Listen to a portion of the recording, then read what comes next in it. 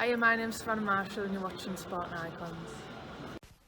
So there's an article here, and it comes via Sky Sports, where Peter Fury is talking about Anthony Joshua versus Kubrat Pulev.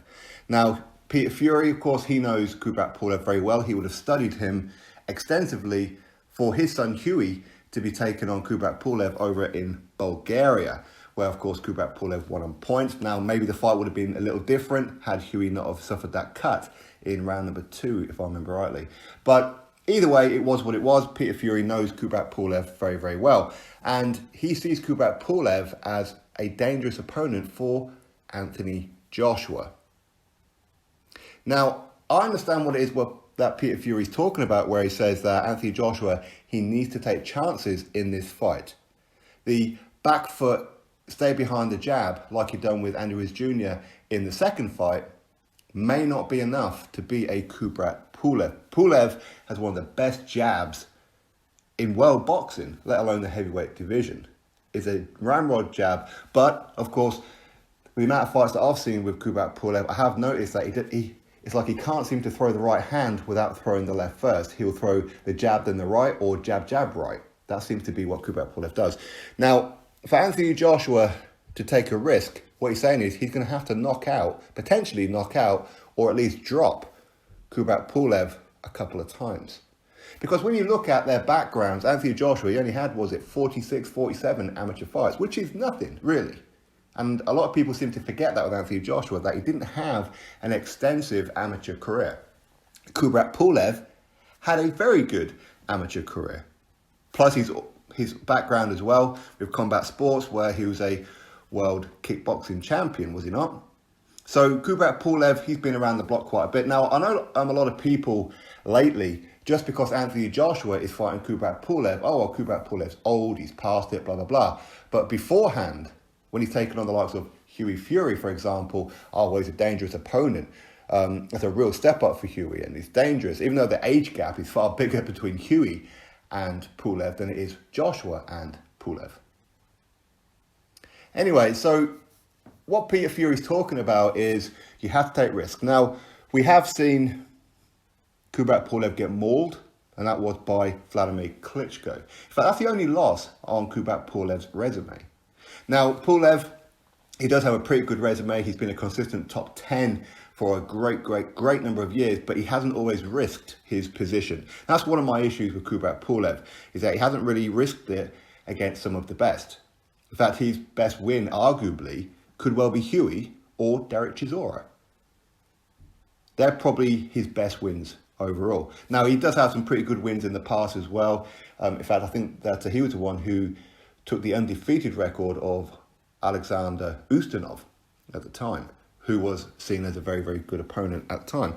But Pulev, he does take the lesser opponents, as in he'll get his position and he'll sit on his position. So he'll take on a few gatekeepers, all that kind of thing, like a Rydell Booker, he'll take on a Bogdan Dinu, these kind of guys. So he's not going to risk it, but this is a good opportunity for him to be taking on Anthony Joshua. We know he was supposed to fight Joshua a little while ago, but he pulled out due to injury. Was it legit? I don't know. But Kubrat Pulev does have form for not really wanting, or at least coming across like he doesn't really want to fight Anthony Joshua. He had an opportunity even before he was mandated to fight Anthony Joshua a couple of years ago, before he was replaced with Carlos Takam due to injury.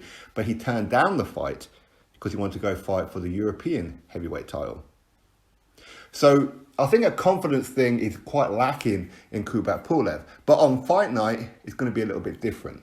Getting into the ring is probably more of a task than actually getting Kubrat Pulev to perform.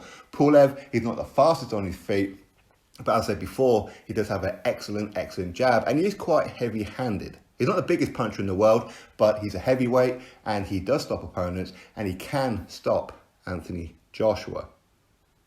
But his hand speed isn't the fastest in the world, his foot speed isn't the fastest in the world, and he is there to be hit. Now, I think some of this may come down to where is the fight going to take place. Originally, it was supposed to be the Tottenham Hotspur football stadium. Of course, that fell apart due to the pandemic going on in the world, so they can't really get a crowd. But potentially, they are looking at maybe the O2 Arena. That does seem to be the front runner. If not, maybe go off to Croatia at the amphitheatre, the Roman Colosseum, which would be fantastic to look at. Eddie Hearn, of course, was talking about putting it on a boat, put it in a hotel, maybe put it on a castle, all that kind of thing. So we'll have to wait and find out exactly where it's going to be. But I think that if there's going to be a crowd participation and it's going to be on Anthony Joshua's home soil, Anthony Joshua, he's going to have the advantage because the crowd is going to be on his side. But of course, if crowds are going to be participating even at quarter capacity, there are still going to be quite a few Bulgarians in the crowd, especially if it's here in the UK. There are a lot of Bulgarians over here. Kubrat Pulev is a big star over there in Bulgaria. When people look at Anthony Joshua here or at David Beckham here, look at Bulgaria, they put, say, Kubrat Pulev on the same kind of level, along with like former world stars like a Stoichkov and these kind of guys. So in Bulgaria, they really do support their own. They believe in Kubrat Pulev and they see him as some kind of superstar. But with only one loss on his resume, he's a very good opponent. I know people want to talk about his age. They're only talking about his age because Anthony Joshua was taking him on. Had somebody else been taking him on, had Tyson Fury been taking him on, had Deontay Wilder taking him on, we wouldn't be having this kind of conversation about the age of Kubrat Pulev. Much like people are with Dillian Whyte and Alexander Povetkin. Oh, well, Povetkin's old, he's past it. But yet nobody was saying that when Hughie Fury took him on. No one was saying that when David Price took him on. No one was saying that when Michael Hunter took him on last time round. But suddenly now Dillian Whyte's taking him on. Hey, these are narratives in boxing. What can you do? But either way, I think that Peter Fury is correct. Anthony Joshua, he is going to have to try and make the openings and make Pulev pay. Because when you hurt Pulev, his heart goes as well. He goes into, I don't want to say quit mode, but he goes into survival mode, where he didn't know how to throw back so much. Whereas it was different with Andy Ruiz Jr. in the first fight when Anthony Joshua dropped him.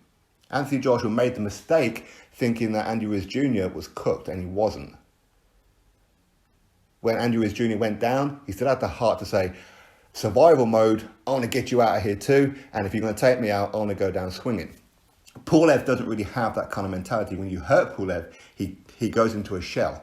And we've seen that with Vladimir Klitschko, and since then, his heart hasn't really been there, which is why he hasn't really taken on anybody quality. I mean, he has fought, obviously, Hughie Fury since, and he has fought Derek Chisora since, but he hasn't been taken on the best of the best because his heart hasn't been there. That's why we haven't seen him in there with the likes of maybe a Joseph Parker. We haven't seen him in there with a Dillian Whyte. We haven't seen him in there with a Tyson Fury, for example, or a Wilder, or whatever it may be, because he doesn't have that kind of heart. He's taken on Anthony Joshua because he has no choice.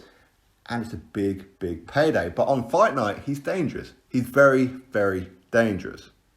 But ultimately, this is Anthony Joshua's fight to win or lose. His tactics will be dependent on what happens in this fight. If he overlooks Pulev, he could get iced. Let's be honest about it. He could. It's heavyweight boxing. Pulev, he's not feather-fisted. Not at all. But for me, I think Peter Fury is correct. I think Anthony Joshua, he's going to have to figure him out in the first couple of rounds and then just go for it at some point. If you can see that Pulev isn't quite there, or he's starting to get on top of Pulev. Obviously, Pulev, he's on older legs. He's, 38 years old, 39, something like that. So down the stretch a little bit, after 4, maybe 5 rounds, Joshua really needs to start putting the pressure on. But of course, always be defensive-minded as well as. And if he hits Pulev, Pulev will go down and he may not get back up again. But anyway, we'll have to wait and see what happens on fight night. For now, that's Peter Fury's statement that Anthony Joshua, to beat Pulev, he needs to take risks. Drop your thoughts below, click thumbs up, subscribe, catch you all on the next video.